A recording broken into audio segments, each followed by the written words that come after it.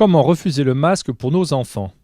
Un directeur d'école n'a pas le droit de refuser l'accès à son établissement à un enfant entre 6 et 11 ans.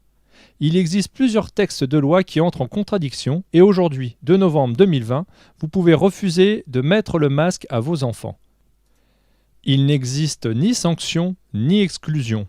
Vous n'avez aucun risque juridique en mettant vos enfants à l'école sans masque. Pour nous aider dans notre travail d'accompagnement de chacun, pour faire valoir vos droits, canaliser vos émotions et comprendre ce que veut dire « réfléchissez avec votre cœur », inscrivez-vous sur notre site neurosatis.fr et si vous le pouvez, vous nous aidez financièrement par vos dons avec Tipeee et Paypal directement sur notre site. Tout de suite, je vous explique comment vous défendre et protéger vos enfants. Vous trouverez en description les documents et les liens nécessaires. Merci à Maître Carlo Brusa de l'association Réaction 19 qui nous a aidés à préparer cette vidéo. Dans le décret du 29 octobre 2020, il est inscrit à l'article 36 dans la deuxième partie. Le troisième point, les élèves des écoles élémentaires et le cinquième point, les enfants de 6 ans ou plus accueillis en application de l'article 32-2. C'est très important à ce niveau, ce décret du 29 octobre entre en opposition morale avec le règlement type départemental des écoles maternelles et élémentaires publiques dans la circulaire numéro 2014-088 du 9 juillet 2014. Dans la partie 2.1, les élèves, il est question ici de mauvais traitement et d'humiliation. Le masque pour les enfants est un mauvais traitement aussi bien physique que psychologique. De plus, il est humiliant car il va directement contre notre nature humaine. Votre devoir et pouvoir de parents aujourd'hui, si vous aimez vos enfants, est de faire obstacle à cette mesure destructive du décret. Il ne peut pas y avoir d'attaque juridique des avocats s'il n'y a pas de réaction publique massive. La réaction doit partir de vous. Sachez que ceux qui nous gouvernent continueront toujours d'imposer des mesures liberticides. Il suffit de regarder dans le passé, depuis le début de l'année, tout ce qui a été imposé. À chaque fois que rien n'est dit, ils poussent le bouchon encore plus loin. Voulez-vous que les enfants de 2 ans mettent un masque demain? C'est ce qui est en train de se passer aux États-Unis. Pour rappel, jusqu'au 28 octobre, les enfants de moins de 11 ans n'avaient pas besoin de porter le masque. Aucun foyer de contamination n'a été identifié où il y avait des enfants. Tous les scientifiques honnêtes s'accordent à dire que les enfants ne sont pas en situation de risque par rapport au virus. Je vous rappelle que la moyenne d'âge des décès liés à la Covid est de plus de 80 ans. Aujourd'hui, mettre un masque à un enfant l'empêche de respirer correctement alors qu'il est en train de construire son système immunitaire. C'est le confronter à des risques de santé importants. De plus, il est en pleine phase d'apprentissage du monde. Quelle image voulez-vous lui donner? L'école n'est pas un lieu de drame sanitaire. Pour revenir sur le décret de l'article 36, les dispositions ne parlent pas d'amende ni de sanctions. Vous n'avez aucun risque juridique en mettant vos enfants à l'école sans masque. De plus, le protocole sanitaire associé ne parle pas non plus de sanctions. Dans tous les cas, un protocole n'a aucune valeur dans le droit. Un protocole n'est pas un texte de loi. Avant ce décret du 29 octobre 2020, le port du masque pour les élèves en école maternelle était à proscrire, c'est-à-dire qu'il était absolument interdit. Pour les élèves des écoles élémentaires, de 6 à 11 ans en moyenne, le port du masque était juste recommandé. D'un point de vue juridique, les sanctions imposées pour les enfants de moins de 11 ans sont totalement différentes que celles pour les collégiens et lycéens. Vous pouvez montrer au chef d'établissement la circulaire numéro 2014-088 du 9 juillet 2014 où il est clairement indiqué 2.1 Les élèves. Droit. En application des conventions internationales auxquelles la France a adhéré, les élèves ont droit à un accueil bienveillant et non discriminant.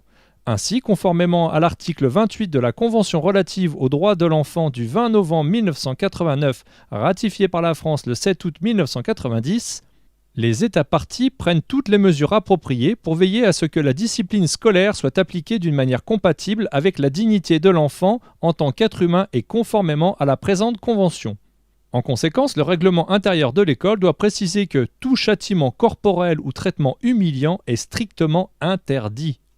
Les élèves doivent être préservés de tout propos ou comportement humiliant et respectés dans leur singularité. En outre, ils doivent bénéficier de garanties de protection contre toute violence physique ou morale. ces garanties s'appliquant non seulement aux relations à l'intérieur de l'école, mais aussi à l'usage d'Internet dans le cadre scolaire. Je vous rappelle que c'est aussi le rôle des parents de protéger leurs enfants. Il arrive un moment où il faut agir pour ce qui vous paraît juste pour votre cœur. Aujourd'hui, la décision prise peut être apparentée à de l'humiliation ou à un châtiment corporel. Prenez soin dans votre communication d'être toujours bienveillant et de parler avec votre cœur pour atteindre le cœur de votre interlocuteur. Si vous avez un humain en face de vous, il a un cœur qui bat comme vous et moi. Il est stipulé dans l'article 2.1 que je viens de citer la Convention relative aux droits de l'enfant du 20 novembre 1989. Le 7 août 1990, la France a ratifié cette convention. Elle l'a acceptée. Donc, si nous nous référons à l'article 28 alinéa 2 de cette convention, les États parties prennent toutes les mesures appropriées pour veiller à ce que la discipline scolaire soit appliquée d'une manière compatible avec la dignité de l'enfant en tant qu'être humain et conformément à la présente convention. Regardez maintenant que cette phrase de la circulaire du 9 juillet 2014 prend toute son importance. En conséquence, le règlement intérieur de l'école doit préciser que tout châtiment corporel ou traitement humiliant est strictement interdit. Les élèves doivent être préservés de tout propos ou comportement humiliant et respectés dans leur singularité. Si votre enfant sans masque est menacé d'expulsion, cela se rapporte à un acte indigne et d'humiliation par rapport aux autres enfants. Vous pouvez vous présenter à l'école avec votre enfant sans masque. Les textes disent bien que vous avez le droit de protéger votre enfant contre une atteinte corporelle car les masques ne sont pas un moyen de protection contre le virus. C'est d'ailleurs écrit sur les paquets de masques. Si nous partons du principe que l'OMS inspire nos gouvernements pour établir les protocoles et les lois, écoutez bien ce qui suit.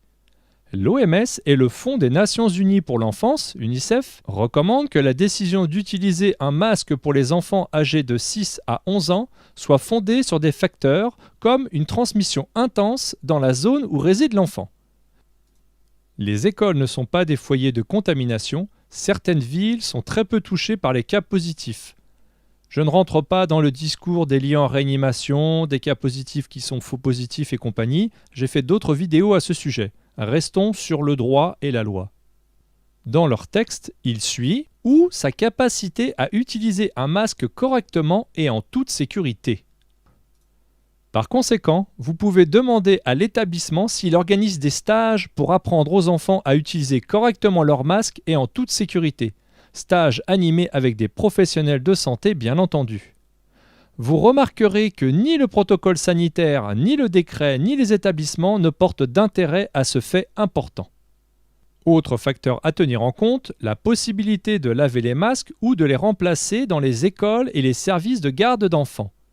Cela veut bien dire que le masque n'a pas à être fourni par les parents. Le masque doit être fourni par l'établissement ou le service de garde d'enfants.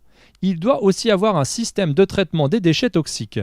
Vous pouvez demander cela à votre établissement et exiger que ce soit mis en application avant d'imposer le port du masque. Combien faut-il de masques par jour? À quel moment changer le masque? Qui accompagne les enfants pour le changement du masque? Comment sont gérés les déchets toxiques des masques usagés? Est-ce que toutes ces informations sont inscrites dans le règlement intérieur de l'établissement? La règle générale du port du masque est tellement abstraite qu'elle en devient inapplicable.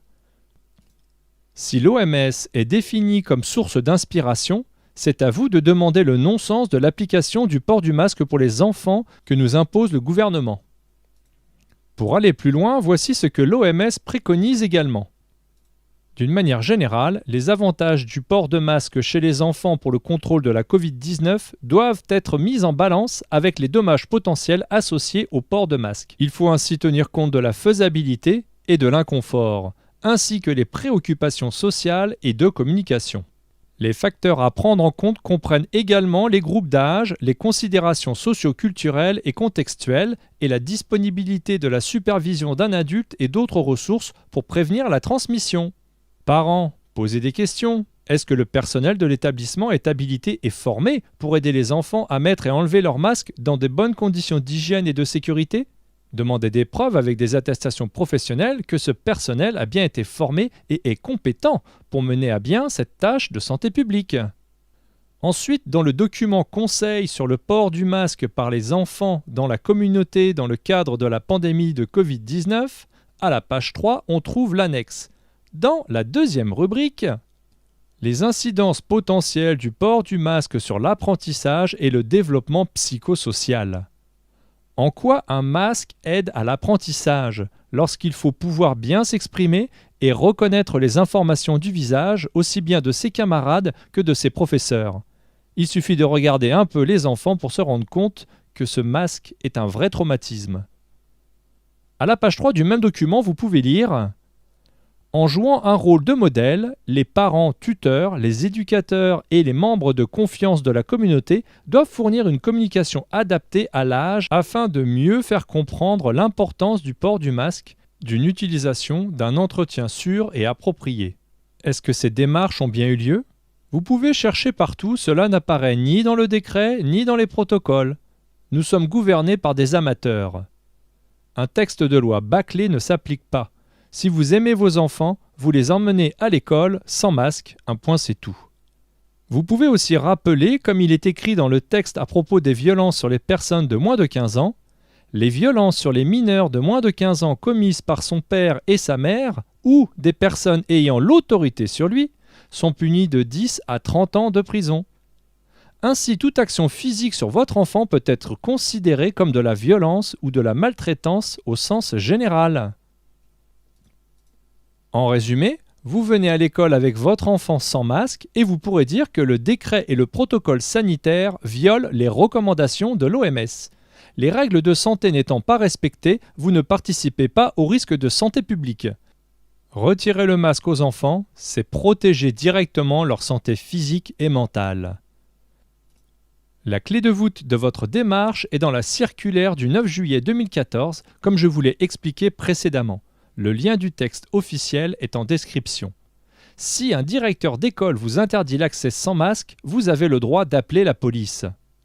Un directeur d'école n'a pas le droit de refuser l'accès d'un enfant entre 6 et 11 ans. Dites-vous bien que ce scandale pour les masques est un stratagème pour cacher des choses encore plus grosses, pour nous diviser, pour nous fatiguer. Restez centrés, agissez avec votre cœur et remplissez-vous d'amour, car je vous assure que tout va bien se passer. Inscrivez-vous sur neurosatis.fr car c'est ensemble que nous sommes plus forts. Merci d'avoir écouté jusqu'au bout.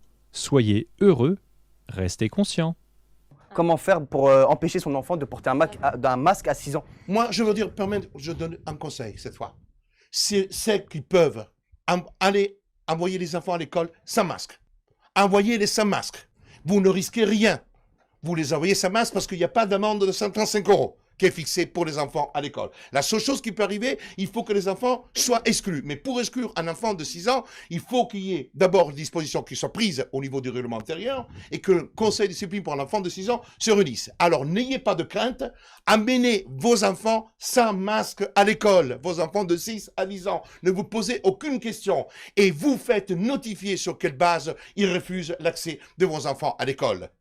Voilà, et que vous demandez, et je termine, et vous demandez au chef d'établissement que de vous attester, et ils ne le feront pas, mais vous demandez de vous attester que la mesure de port du masque est une mesure nécessaire pour protéger les enfants contre le virus, et qu'ils vous l'écrivent.